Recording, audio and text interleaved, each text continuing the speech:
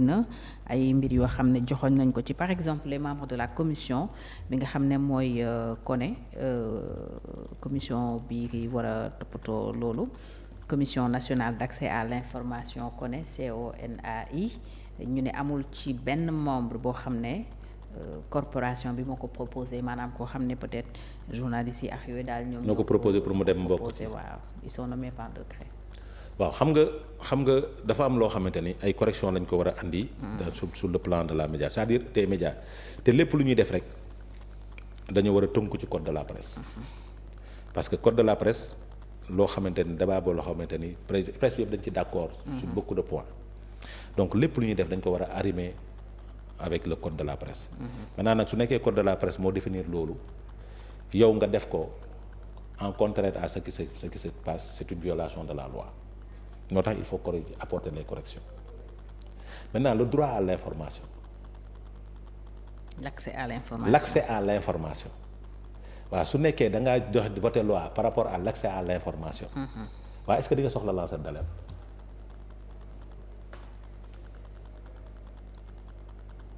parce que si y a accès à l'information li ma soxla comme information su ma demee ci direction générale dañ ma ko war a jox est-ce que di nga soxla lanceur d'alerte.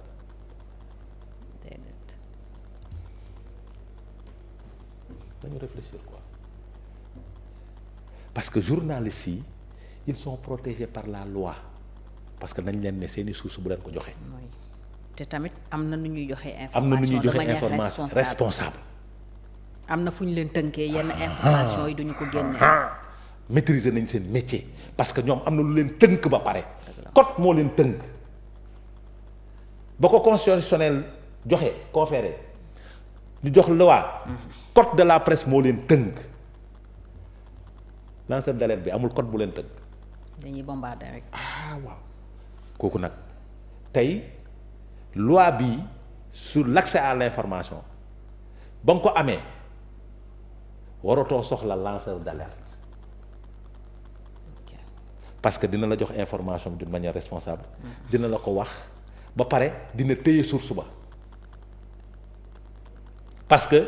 su ma demee ca kër ga di soxla information joxoo ma ko am na yoon bi lu mu ci wax.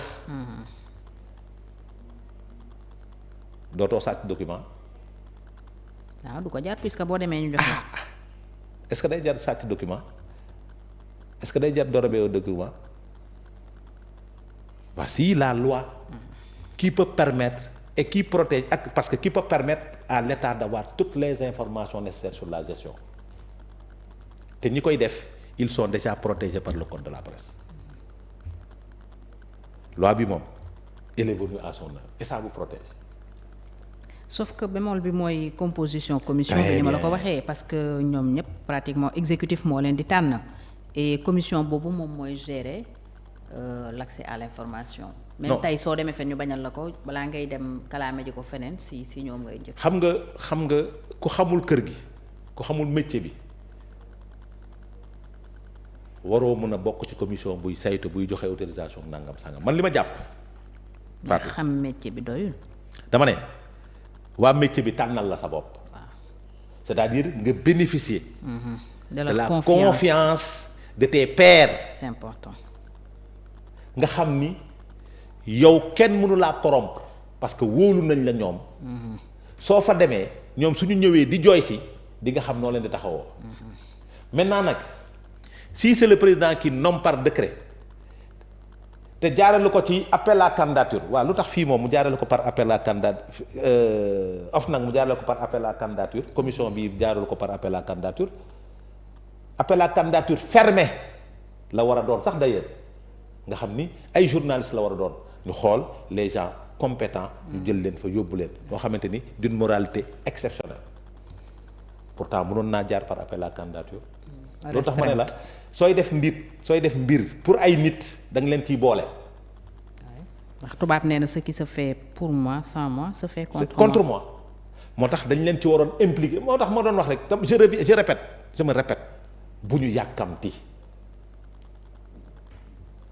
parce que yàkkamti mooy tax nit ñi di gis ay anomalie di ko dénoncer parce que yàkkamti woon moo taxoon loi bee passé ñu naan la da ngay interpréter ak da ngay nangam sangam dañu bëggul loolu tey suñ ci boole woon correct boole ci des jeunes reporters boole ci des hommes de médias ñu réfléchir par rapport à une loi parce que ñoom ñoo soxla accès à l'information ñoom ñoo ko doon demander ñoom ñi ko doon demander xam na lu tax ñu ko doon demander parce que dañ leen doon xañ lu bari te ñoom am nañ professionnalisme xam nañ li ñu bëgg def ba soo leen boole woon ci tënk loi bi ñu defar loi bi parce que parmi les journalistes il y a des juristes. Bien sûr. Il y a des spécialistes en droit il y a des spécialistes en tout. ñooñu war nañ mën a toog tënkal la loi bi tëggal la ko ni nga ko bëggee mais du loo xamante ni yow du leen gaañ ñoom. ba pare mu promouvoir la transparence. La transparence bi ñu ciy wut la redevabilité aussi. c'est-à-dire transparence bi ñu ciy wut loolu suñ ko defoon rek kenn du toog di blâmer parce que la loi sur l'accès à l'information moom loolu moom lu c'est un combat que la presse a toujours porté. def nañ ko ni nga ko bëgg def bëgg ko jàllale à l'Assemblée nationale mais waroon nañ ci boole les acteurs ñu xam parce que nag ca tànneef ba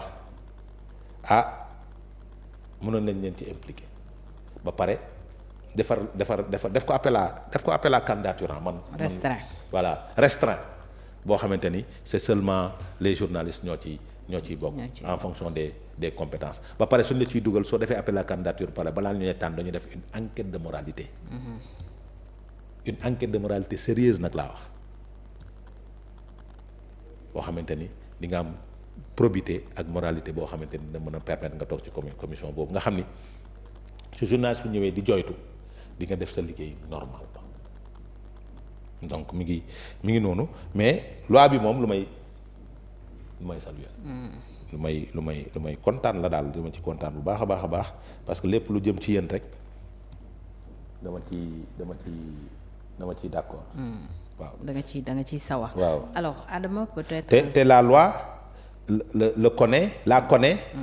est composée de 12 membres. La commission nationale, oui. waaw une personnalité désignée par le président, un représentant de l'Assemblée nationale, un représentant de la primature, un représentant de la magistrature, un magistrat désigné par le ministère de la justice.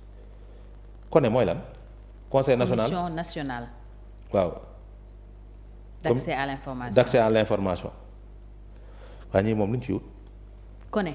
waa ñii moom ñii. ñii ñan. ces représentants là. représentants wu ñan. dégg nga les membres de la CONE. dama ne la CONE est composée de 12 membres. Oui. Choisis en raison de leurs compétences, expérience, probité et sur désignation de l'organe dont ils relèvent. Une personnalité, les 12 membres plus ces représentants là. mu ngi nii une personnalité désignée, un représentant de l'Assemblée de la primature, un représentant des organisations patronales, 2 représentants des organisations. ñooñu mooy ñiy composé commission bi. ñii lu ñuy wut ci commission bi. waaw question la de. non mais attends. Quand tu as un représentant de la primature, tu vas à la primature, tu vas avoir des informations sensibles.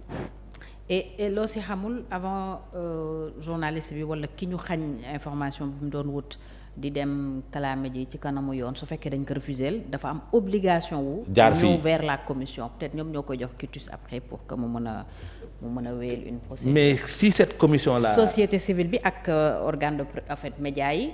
loolu la ñuy ministère bi ñaawlu la presse. bien sûr c'est-à-dire il y a un représentant des organes de la société civile, il y a un représentant du ministre en charge de la communication, un représentant de la commission des données personnelles, un représentant du ministère en charge de la promotion de la bonne gouvernance. ñii lan la ñuy def ci CONE bi. waaw ñu ne la commission devait être indépendante autonome.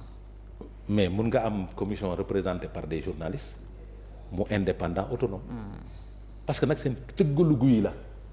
wala même buñ dul ay journalistes sax ñu nekk ñoo xam ne des professionnels qui sont journalistes yi sax wóolu nañ leen tànnal leen seen bopp. très bien mais su nekkee yow président de la République mooy tànn nit yow nga jëlee nit yónnee nit jógee nit bu jógee président de la République. yow fekk man journaliste bi dem naa président de la République di fa joxe information ñu bañ ma di ma jox information yow de soo ñëwee toog jógee président de la République Bassirou Diomaye Diakhar Faye yomb na def sawrla bon comme on dit c'est-à-dire doo am gain de cause du ma la jox quitus pour nga dem kalaame ji ko la réflexion doit être continuée parce que jàpp naa ni c'est des débats qui seront posés au niveau de l'hémicycle. Bien sûr. pour que nit ñi apporter parce que dina dem commission technique. pour que nit ñi apporter les yenn contributions yi. yenn amendements yi dans les textes et je pense que gars yi dinañ ko def quoi au niveau de l'hémicycle dina am député PAO groupe parlementaire bi moom peut-être bëriwul compétence yoo xamante ni ñoom moom waaw ñoom moom dañuy voter comme lettre à la poste moom ñoom moom puisque yónni nañ leen ca hôtel ba ñu toog di noos di galayaabe di préparer affaire yi donc. formation. waaw kat député yëpp la. formation bi sax lu baax la. c'est l'Assemblée nationale. c'est-à-dire formation bi sax lu baax la. parce que am na ci ñu bari ñoo xamante ni ñu ngi doog a yëngu ci yu mel nii. bien sûr ñu ngi doog a nekk député. voilà il faut ñu former ay bleu la ñu xam naka la ñuy téye texte naka la ñuy voter naka la ñuy proposer naka la ñuy defee nangam comment se comporter naka la ñuy defee rapport parce que am na ñoo xamante ne sax mënuñoo bind. donc il faut qu'on les accompagne. n'est-ce pas assistant parlementaire yi rek du doy mais il faut qu'il y ait des accompagnements quoi donc mi ngi noonu am na disposition pénale. Quiconque refuse ou entrave sciemment l'accès à un élément d'information en violation de la présente loi est passible d'amende de 500 000 à 10 000 francs sans préjudice de l'application de 500 000 à 10 millions sans préjudice de l'application des dispositions relatives à la responsabilité pénale des personnes morales. am na disposition. Maintenant si la commission représentant ma ki def de mbir ma nga ca mooy ki ñu yónni nañ ci boole ñu nekk ci métier bi nañ ci boole ces personnes là ñoom ñu tànn ñu wóolu. mais je pense ou bien le président s'ouvre à la presse aux hommes des médias pour ñu defal leen proposition parce que dañ ne un représentant. Une personnalité désignée par le président de la République. Cette personnalité peut être quelqu'un de la presse oui. Parce que waxuñu présidence lay jógee un représentant de l'Assemblée nationale moom xam naa ne peut-être ça doit être le directeur de la communication de l'Assemblée nationale su nekkee institution bi la parce que jàpp naa ne du nekk député parce que député il a un mandat. Un représentant de la primature peut-être il sera le directeur le chargé de communication de la primature peut-être moom mooy nekk foofu donc nañu continuer réflexion bi pour xool naka la ñuy def ba mais c'est une loi boo xamante ne man de waaw man moom salué naa ko quoi parce que aussi dina tax li daan nëbbu lu bari mu génn. waaw te puisque nag loi bi dina tax lu daan nëbbu lu bari mu génn jàpp naa ni soxla woo yoolekat. parce que nag kuy yoole ba yem ci journaliste moo la dàq yoole mais ci dëgg la koy teg du yoole parce que daf la contre rek quoi mais ci dëgg la koy teg. très bien Adama peut-être su amul information boo bëgg a commenter ñu jeexal ak.